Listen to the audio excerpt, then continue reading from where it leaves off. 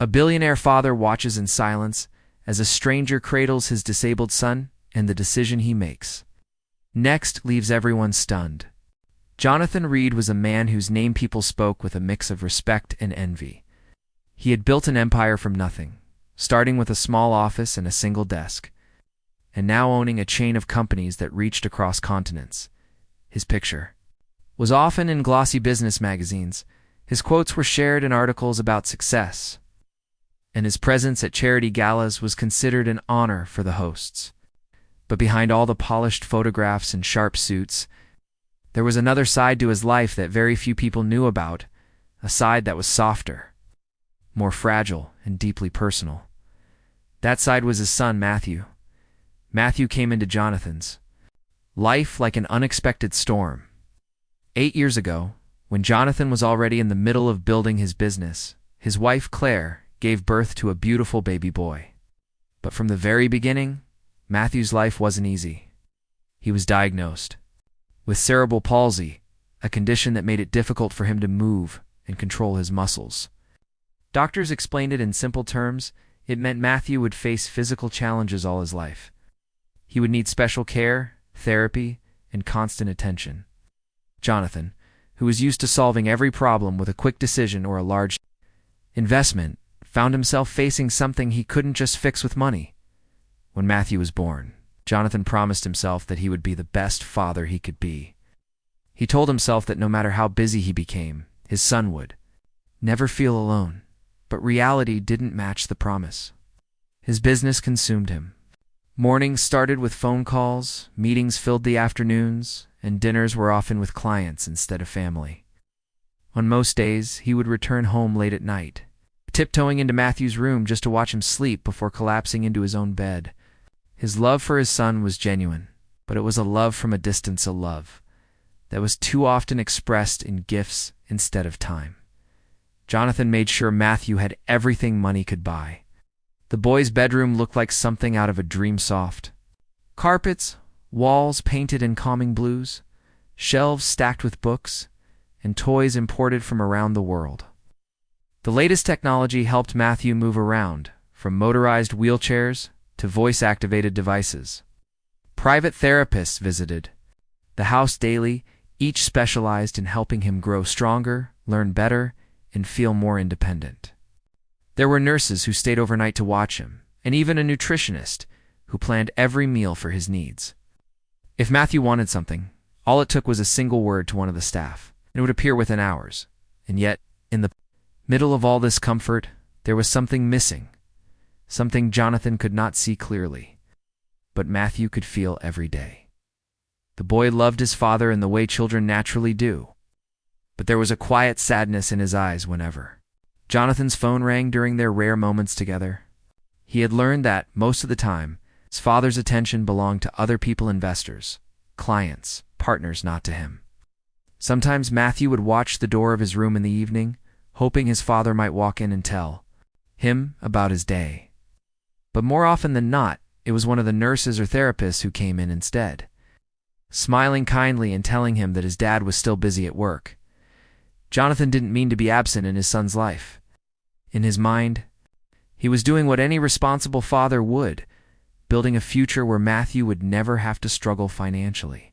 He thought of every decision in terms of security and stability. If he could make enough money, his son would always have the best medical care, the best education, and the best opportunities. But he didn't realize that what Matthew needed most wasn't money or luxury, it was his father's presence. On weekends, Jonathan sometimes tried to make up for lost time. He would plan small outings, short drives, visits to the park, or lunch at a restaurant. But even then, work had a way of following him. His phone would buzz with emails, his mind would drift to an upcoming deal, and his conversations with Matthew would become short and distracted. He told himself it was temporary, that once he finished his latest project, he would have more time. But there was always another project, another deal, another urgent call. At home, Jonathan kept a photo of Matthew on his desk. It showed the boy sitting in his wheelchair, smiling brightly, with sunlight falling across his face. It was one of Jonathan's favorite pictures, and sometimes, late at night, when the house was quiet, he would pick it up and stare at it for long minutes. That smile reminded him of what mattered most, and it also reminded him of how much he was missing. He told himself he would change, that he would spend more time with Matthew. But morning would come.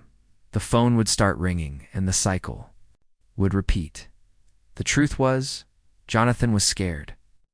Not scared of his son's condition, he had accepted that long ago, but scared of not knowing how to connect with him.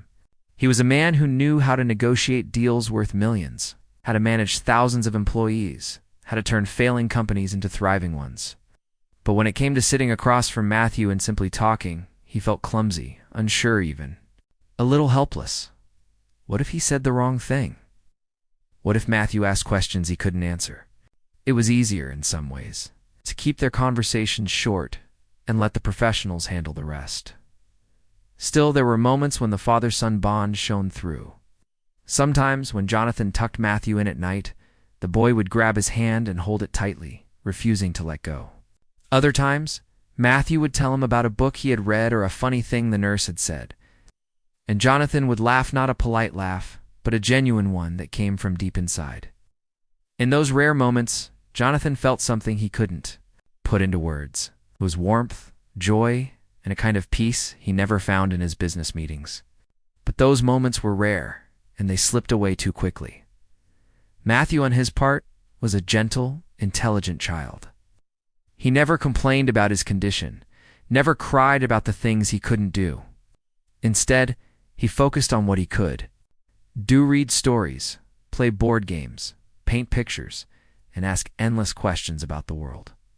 His favorite question was, "Dad, what was your day like?" Sometimes Jonathan answered honestly, telling him about meetings and decisions. Sometimes he just said, "It was fine, buddy," and left it at that. What Matthew really wanted was not just to hear about his father's day, but to be part of it. The world outside saw Jonathan as a man who had everything: a penthouse in the city, a mansion by the lake, cars worth more than some people's houses, and a reputation as one of the most powerful businessmen in the country. But inside his home, behind the closed doors of his son's room, he was just a man trying, and often failing, to bridge the gap between two very different lives. This gap would have remained the same for a long time, if not for one unexpected afternoon, but that afternoon hadn't come yet. For now, Jonathan's life was a careful balance between his towering business empire and his quiet, complicated role as a father to a boy who needed more than just luxury. And somewhere deep inside, Jonathan knew that sooner or later, something would have to change.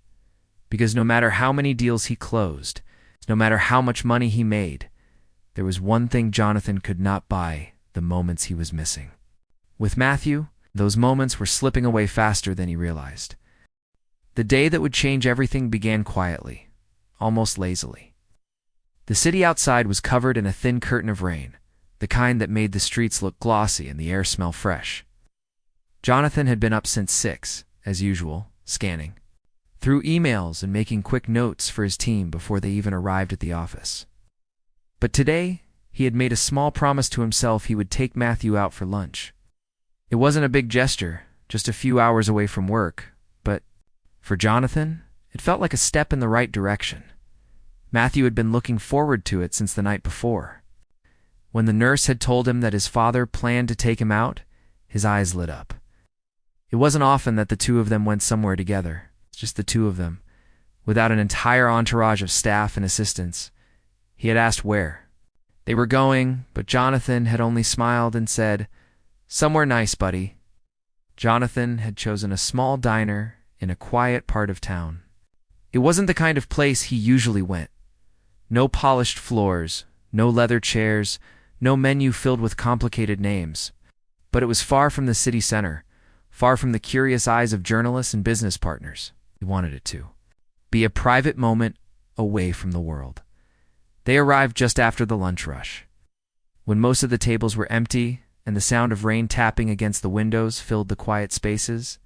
The warm smell of coffee and fresh bread hung in the air. A soft bell over the door rang as they entered, and a few heads turned, but only out of habit. Nobody seemed to recognize Jonathan as the billionaire whose face sometimes appeared on TV.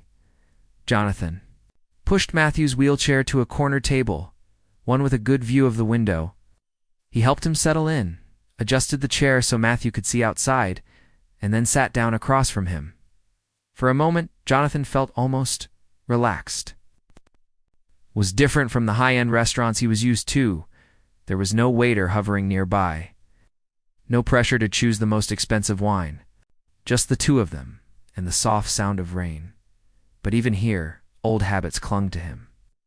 As soon as they sat, Jonathan's phone buzzed. He pulled it from his pocket and saw a string of urgent messages from his assistant. Without thinking, he began typing quick replies.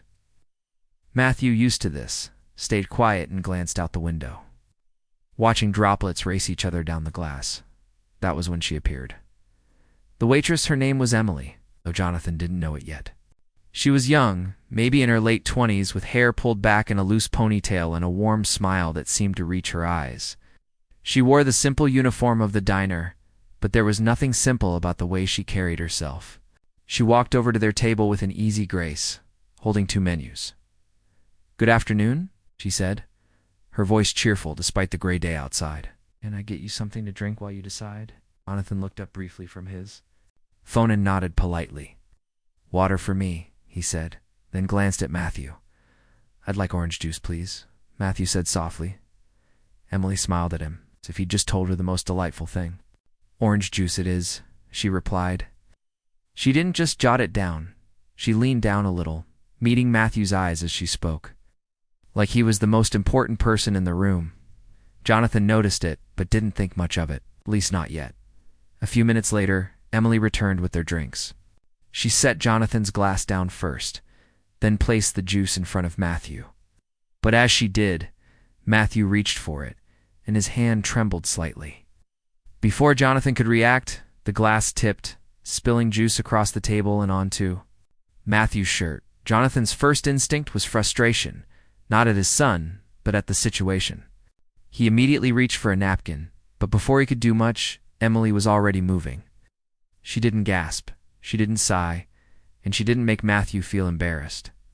Instead, she knelt beside him, her voice calm and reassuring. "Hey, it's okay," she said softly. "Happens to me all the time." Jonathan watched as she gently dabbed at Matthew's shirt with a towel she had grabbed from behind the counter. But then something happened that made him pause. She put a comforting hand on Matthew's shoulder and smiled at him. It's a real smile, the kind that made his eyes light up. "You know," she whispered playfully, "I think that juice just wanted to explore the table. It's not your fault." Matthew giggled.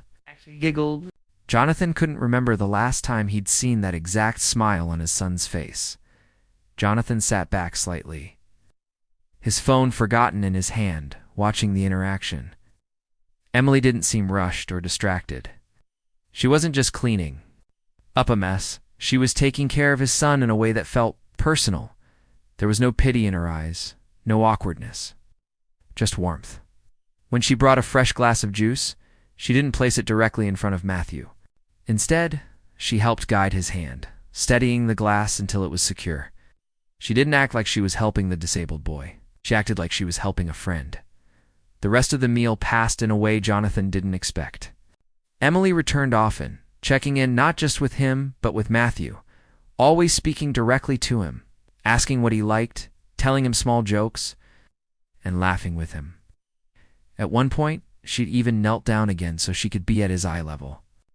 While he told her about a book he had been reading, Jonathan found himself watching her more than eating his meal. He noticed the way Matthew seemed completely at ease with her, how he laughed more in that hour than he had in weeks. It made Jonathan think about the therapists and nurses who worked with Matthew. They were skilled, kind, and professional. But there was something different here. Emily didn't act like she was doing a job. She acted like she genuinely wanted to be there.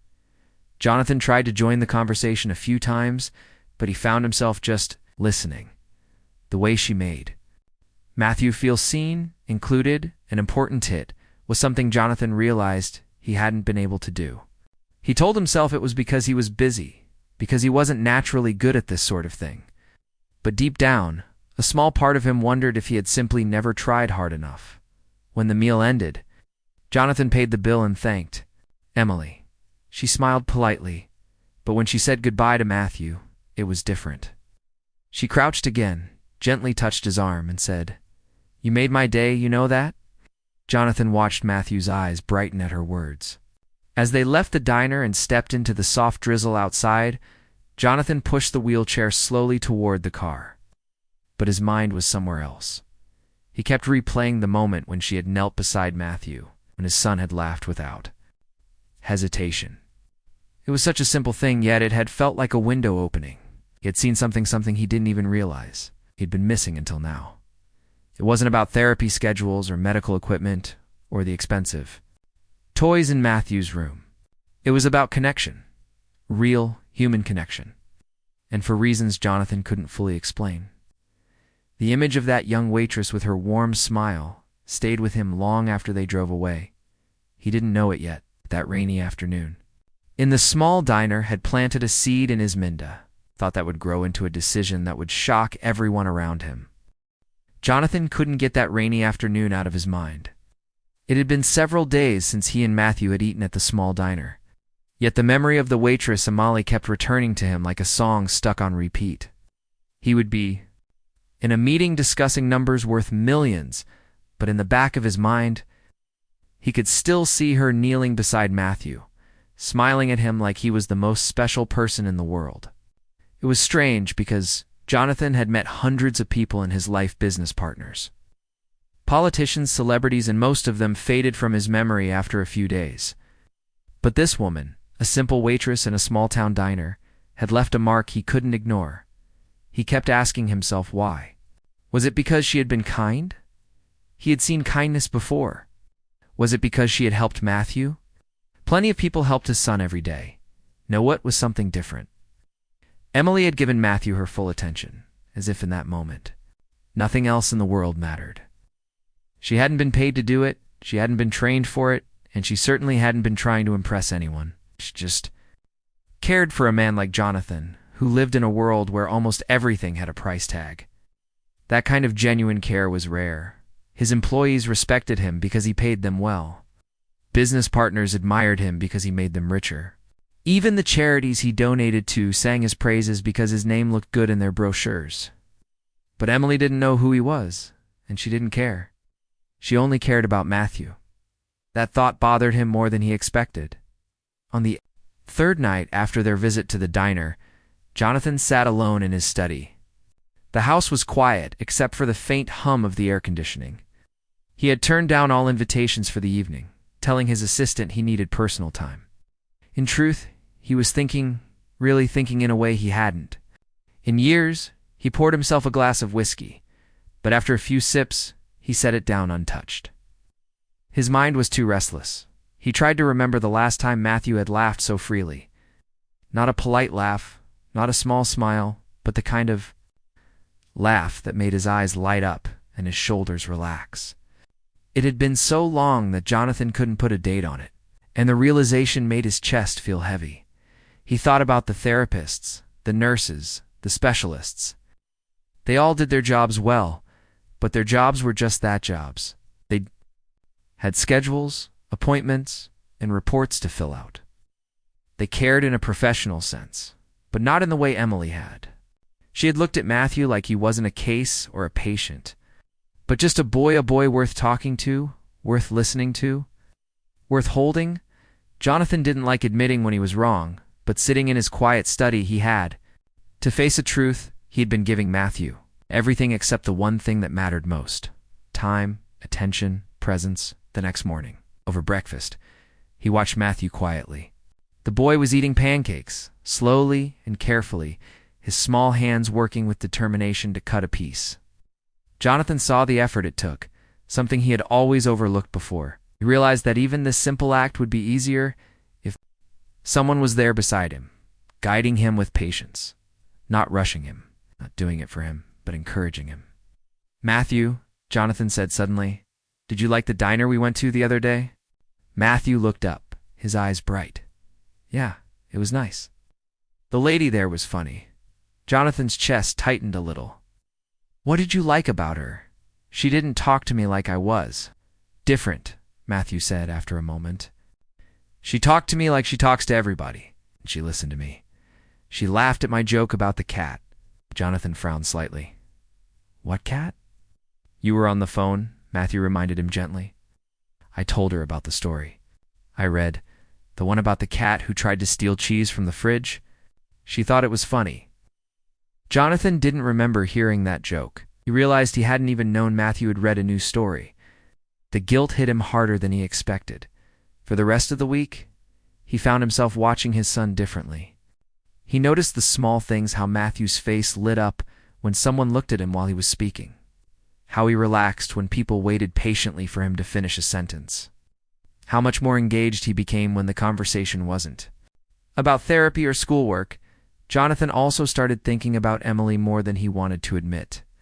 He remembered her easy smile, her calm voice, the way she had crouched to meet Matthew's eyes instead of talking down to him. He wondered if she was always like that with customers, or if she had some personal connection to children with special needs. Then he realized it didn't matter. What mattered was how Matthew had responded to her hand, how rare that response was. One evening, Jonathan sat in the living room while Matthew worked on a puzzle nearby. The boy was quiet, focused, his brow furrowed in concentration. Jonathan watched him for a long time before finally saying, "Matthew, would you like to see that waitress again?" Matthew looked up in surprise. "You mean Emily?" Jonathan raised an eyebrow. "You remember her name?" "Of course," Matthew said simply. "She told me her name when she brought the juice. She said she likes it when people remember her name." Jonathan felt something stir inside him, a mix of admiration for Emily and sadness that he had never thought to tell Matthew the same thing.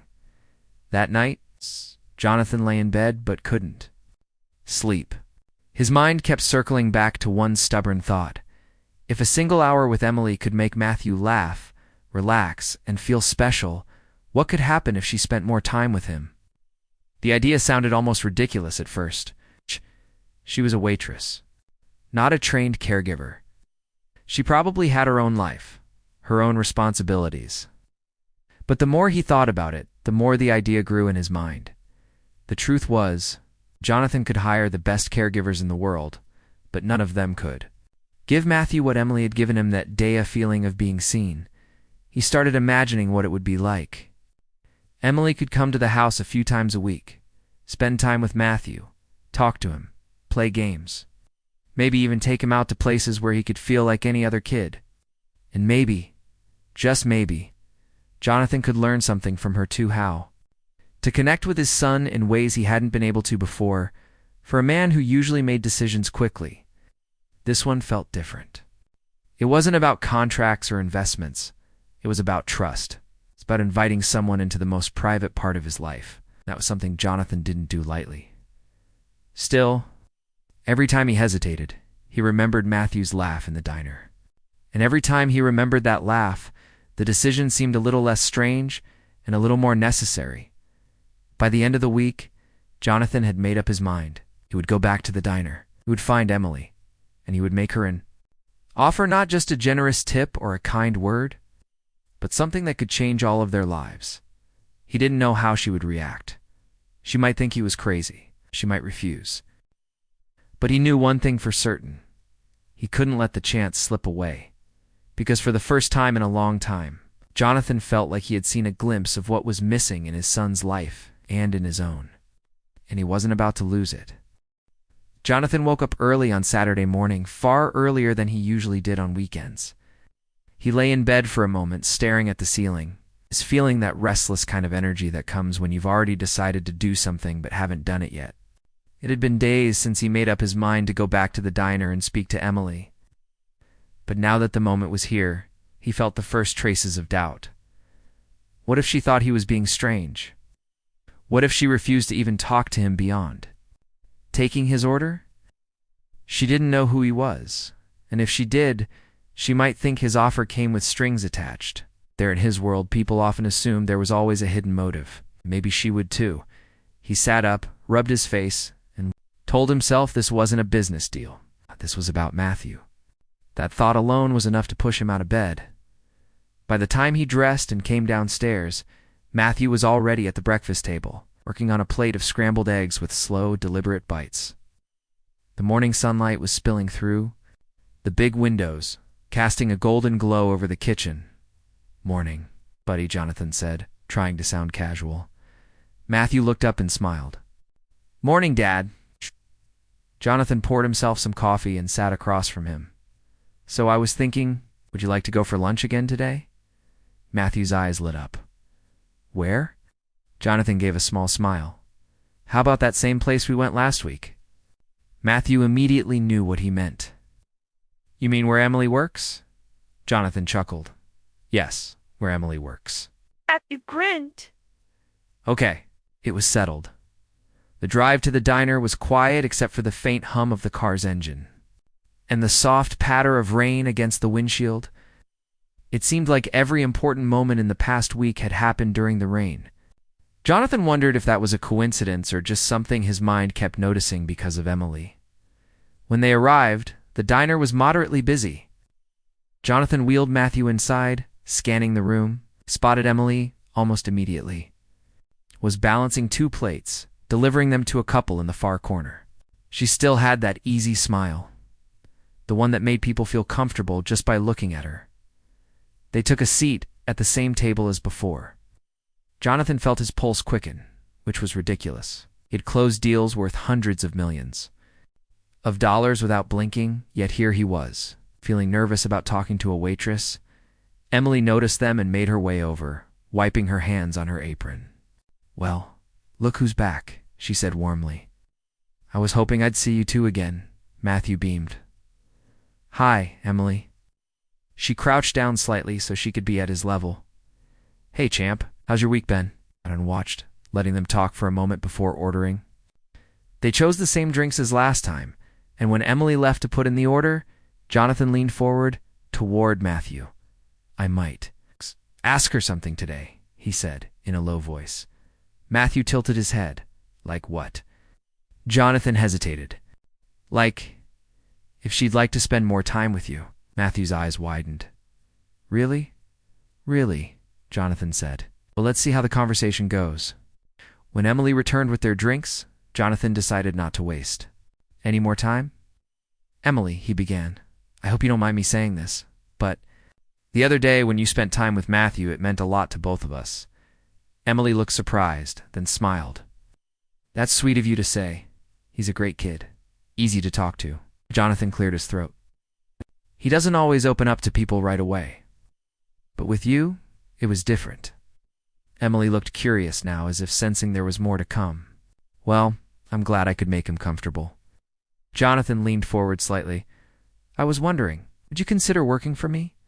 Not at the diner working with Matthew, spending time with him, talking, maybe even helping him with outings and activities. I'd make sure you were well compensated."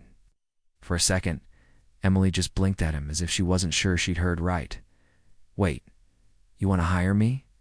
"Yes," Jonathan said, his voice steady but softer than usual. "I can hire the best caregivers in the world. But what you gave him the other day wasn't something I can pay for in a traditional sense. You gave him your attention, and it made a difference. I'd like for that to be part of his life more." Often, Emily's expression shifted between surprise, confusion, and something Jonathan couldn't quite read. "I don't know what to say. This is really unexpected." "I know," Jonathan admitted, "and I understand it's a big thing to ask. You don't have to answer right now, but I'd like you to think about it." "You wouldn't have to." "Worry about money, I'd make sure you were paid more than you make here, and you'd have flexibility with your hours." Emily let out a soft laugh, not because she thought it was funny, but because it was so out of the ordinary. "You do realize I'm not a trained therapist or anything, right?" "Yes," Jonathan said firmly. "That's not what I'm looking for. He already has therapists. I'm looking for someone who connects with him as a person." "You've already done that?" Emily glanced at Matthew, who was quietly sipping his juice, but clearly listening to every word. "And you'd be okay with me doing this?" she asked him gently. Matthew nodded without hesitation. "I'd like it." Say something. And Emily's expression softened even more. She looked back at Jonathan. "You're serious about this?" "Completely," he said. "I wouldn't be here otherwise." For a few moments she didn't speak. She seemed to be weighing something in her mind. Jonathan knew she might say no after all. She didn't know him well, and stepping into someone else's private life was a big decision. Finally, she said, "I'll think about it. I need to talk it over with someone I trust, but I'll think about it." Jonathan felt a quiet relief wash over him. It wasn't a yes, but it wasn't a no either, they finished. The meal with lighter conversation. Emily still stopped by to joke with Matthew, and even though Jonathan tried to keep the mood casual, he was already imagining what life could be like if she accepted. As they were leaving, Emily walked them to the door. "I'll let you know." "In a few days," she told Jonathan, and then she crouched down to smile at Matthew again. "See you soon, champ." Jonathan smiled to himself as they stepped out into the rain. For the first time in years, he felt like he might be taking a step toward something that truly mattered. Not a business victory. Not another addition to his wealth, but something far more valuable. He didn't know what Emily's answer would be, but he knew one thing. Whatever happened next, his life and Matthew's life had already started to change. The next few days felt longer than usual for Jonathan. Every time his phone buzzed, he wondered if it might be Emily calling to give him her answer. He didn't want to push her, so he forced himself to wait. In business, he was used to setting deadlines and demanding quick responses. But this wasn't business. This was personal. This was about Matthew, and Jonathan knew he couldn't treat it like a transaction. Matthew, on the other hand, seemed quietly excited. He didn't ask Jonathan every day about Emily's decision, but Jonathan could tell it was on his mind. There was a different light in the boy's eyes, a small flicker of hope that hadn't been there before. It made Jonathan even more certain that he'd done the right thing in making the offer. Finally, on a Thursday afternoon, Jonathan's phone rang. The number wasn't saved in his contacts, but he recognized it instantly from the small receipt he'd kept from the diner. He stepped out of his office and into the quiet hallway before answering. "Hello?" "Hi, this is Emily," her voice said, sounding both careful and a little nervous. Jonathan felt his chest tighten.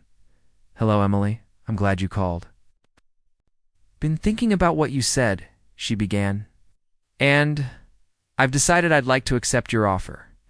But there are a few things I'd need to make sure of first." "Of course," Jonathan replied quickly. "Whatever you need." "I just want to be clear," Emily continued. "I'm not a nurse or a therapist. I can't give medical advice or do specialized care. I just be there for Matthew. Spend time with him. Talk to him. Maybe help him try new things." "That's exactly what I want," Jonathan said without hesitation. "That's what he needs." There was a small pause before Emily spoke again. "All right then. When do we start?" Jonathan smiled to himself. "How about tomorrow?" The following day, Emily arrived at the house. She looked around the large, modern space with polite curiosity, but she didn't seem intimidated by it. Jonathan introduced her to the house staff, but Emily's focus was entirely on Matthew. The boy was waiting in the living room, wearing his favorite blue sweater. When he saw her, his face lit up. "Hi, champ," Emily said warmly, crouching down beside him. "I was hoping I'd see you again," Matthew grinned. "Me too." Jonathan stepped back and watched as they began talking as if no time had passed since the diner. Emily asked about his week, his favorite books, and what he wanted to do that afternoon. She listened intently to his answers, never rushing him, never looking away. Over the next few weeks, Emily's visits became part of their routine. Sometimes she stayed for just a couple of hours, sometimes longer. She took Matthew for short walks in the garden, helped him paint pictures, and read books with him. Other times, they just sat and talked. Jonathan noticed something remarkable. Matthew was opening up more. He was more talkative, more willing to try new things, and even more confident when speaking to others. It wasn't just Matthew who was changing. Jonathan found himself drawn to the moments when Emily was around. First, he stayed in his study during her visits, giving them space. But gradually, he began joining them for parts of their conversations. Emily had a way of making everyone feel comfortable and soon Jonathan realized he was learning from her. He started listening more to Matthew, asking him open-ended questions, and actually waiting for his answers instead of finishing his sentences. One afternoon, Jonathan came home earlier than usual to find Matthew and Emily in the kitchen. They were baking cookies, and the whole room smelled sweet and warm. Matthew was laughing as Emily tried to teach him how to crack an egg without breaking the shell into pieces. Jonathan leaned against the doorway, watching them. The scene was so ordinary, so simple, yet it filled him with a happiness he couldn't quite describe. For years his home had been quiet, almost cold despite its beauty. But now there was laughter in the air. A few weeks later, Jonathan suggested that Emily take Matthew out somewhere special, gave her full control over the plan. She chose a small local fair, nothing too crowded, but full of colors, games, and music. Jonathan insisted on coming along at the fair. Jonathan saw another side of his son. Matthew's eyes sparkled as he watched street performers and tried small carnival games with Emily's help. He even won a little stuffed bear at one of the booths, and the joy on his face was worth more to Jonathan than any business deal he had ever made. That night, as they drove home, Matthew fell asleep in the back seat, the bear clutched in his arms. Jonathan glanced at Emily, who was looking out the window with a peaceful smile. "I don't think I've seen him this happy in a long time," Jonathan said quietly. Emily looked at him.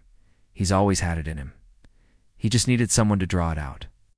Jonathan knew she was right, and for the first time, he admitted to himself that person could have been him all along, if only he had made the time. As weeks turned into months, Emily became a permanent part of their lives. She didn't just work with Matthew. She became a friend to both of them. She celebrated small milestones with him, like the first time he managed to feed himself an entire meal without help. She encouraged him to try painting with brighter colors, to tell longer stories, to laugh more often. Jonathan also noticed how her presence changed him. He started leaving his phone in his pocket during meals. He began rearranging his schedule so he could join their activities. He even surprised Matthew one Saturday morning by making pancakes himself, though they didn't turn out nearly as good as Emily's cookies. The change didn't go unnoticed by others. Jonathan's close friends began commenting that he seemed more relaxed, less tense. Some even asked what had happened to cause the shift. Jonathan would simply smile and say, "I've been spending more time with my son." He never went into detail, because the story was there as a quiet, personal transformation that didn't need to be broadcast to the world. But eventually, the story did reach the public in an unexpected way. One afternoon, someone at the local fair recognized Jonathan and took a few candid photos of him, Emily, and Matthew laughing together. The pictures were posted online, and within hours, people were talking about the mysterious woman who seemed to have captured the billionaire's attention, not romantically, but in a way that clearly brought joy to his son. Speculation spread, and soon reporters began calling. Jonathan ignored them at first, but when one of the headlines read, "Billionaire Dad Finds Unlikely Friend for His Disabled Son," he realized he didn't mind the attention. If anything, he was proud. He gave a short interview, saying only this: "Sometimes the most important people in your life aren't the ones you planned for. They're the ones who show up, make you see things differently, and remind you what really matters." Life didn't become perfect overnight. There were still challenges, therapy sessions, and difficult days, but there was a new warmth in the Reed household. Jonathan had learned to put down his phone, to look Matthew in the eye, and to be truly present. And Matthew had learned that there were people outside his family who could love and understand him just as deeply. Emily never stopped being herself, kind, patient, and genuine. She never treated Matthew like a burden or a job. Jonathan suspected that was why her presence had made such a difference. One evening, months after she first walked into their lives, Jonathan stood at the edge of the garden, watching. Emily and Matthew laughed together as they tried to fly a kite. The sky was painted in shades of pink and gold, the wind carrying the sound of their voices. Jonathan felt a deep gratitude wash over him. My gratitude not just for Emily, but for the way she had helped him rediscover his role as a father. He realized then that the decision he had made in that small diner months ago had been the most important decision of his life. It's not a business choice, not an investment. It's a simple choice to follow what felt right, and it had changed everything.